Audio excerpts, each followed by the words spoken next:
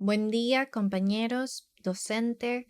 A continuación vamos a hablar sobre garantías de protección de derechos. Somos el grupo número 5 que está conformado por Nicolás Méndez, Natalie Castillo, mi persona, Gina Carranza, Francesca Molina y Eric Cruz.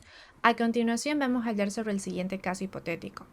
En 2022, Marcia Recalde recibió la sentencia de la Corte Provincial, donde se le indicaba que se ratificaba la sentencia venida en grado donde el Tribunal ad quo había aceptado la acción de protección que había presentado, tras ser removida de un cargo público por recorte de personal. La Corte Provincial esgrimió, tras analizar los antecedentes de hecho y de derecho, que no existían violaciones a derechos constitucionales. Marcia presentó una acción de protección ante la Corte Constitucional y a la par una petición ante el Sistema Interamericano de los Derechos Humanos con respecto a la AEP. Marcia argumentó que la sentencia del inferior violaba su derecho al trabajo, consagró en normas constitucionales y convencionales y exigió a la Corte que realice un control de méritos con respecto a la petición al SIDH. 5 años más tarde, la Corte Interamericana de DDH falló indicando que efectivamente Ecuador había violado el derecho al trabajo de Marcia y ordenó que se le regrese a su cargo inmediatamente. Han pasado 3 años desde la emisión de la sentencia y Marcia no ha sido reparada, de acuerdo al ordenado en la Corte. A continuación, mi siguiente compañero. La pregunta ¿es procedente la acción extraordinaria de protección? En este caso de Marcia Recalde, se fundamenta en la presunta vulneración de su derecho al trabajo. Por ello se aplicó la acción de protección.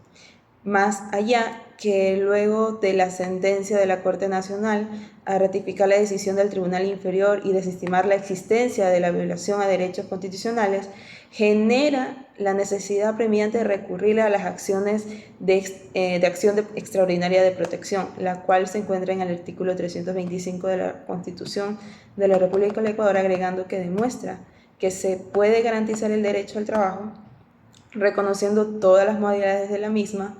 La remoción de Marcia por razones de corte de personal representa una posible violación a este derecho fundamental, siendo presentado como el mecanismo idóneo para impugnar la sentencia y así poder ejecutar la acción extraordinaria de protección.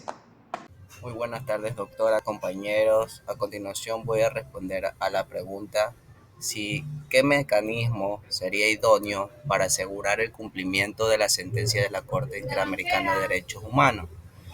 Primero, el mecanismo idóneo en este caso es la acción por incumplimiento, establecida dentro de la Constitución en el artículo 93 y expresa que la acción por incumplimiento tendrá por objeto garantizar la aplicación de las normas que integran el sistema jurídico, así como el cumplimiento de las sentencias o informes de organismos internacionales de derechos humanos. Cuando la norma o decisión cuyo cumplimiento se persigue contenga una obligación de hacer o no hacer clara, expresa y exigible, la acción se interpondrá ante la Corte Constitucional. En este caso, las entidades estatales omiten con el cumplimiento de la sentencia de la CIDH, por lo cual este mecanismo de protección debe proceder de manera inmediata. Según la Ley Orgánica de Garantías Jurisdiccionales y Control Constitucional, en el artículo 53, que procederá en contra de toda autoridad pública y contra personas naturales o jurídicas particulares cuando actúen o deben actuar en ejercicio de funciones públicas o presten servicios públicos. Procederá contra particulares también en el caso de las sentencias, decisiones o informes de organismos internacionales de protección de derechos humanos impongan una obligación a una persona particular determinada o determinable, como en este caso. Y en este caso es procedente este mecanismo ya que queda demostrado y configurado de incumplimiento al sobrepasar los 40 días de plazo para responder al reclamo establecido por esta misma ley orgánica en el artículo 54. Muchas gracias. Buenas tardes, doctora y compañeros. Gracias por el minuto de la palabra. A continuación veremos como abogados cuál es el procedimiento y cuáles son los requisitos que debemos presentar para la sentencia de este caso. Pues veremos que tenemos 5 puntos muy importantes que debemos seguir, y es que el primero, tener una solicitud formal de ejecución de la sentencia de la Corte Interamericana de Derechos Humanos.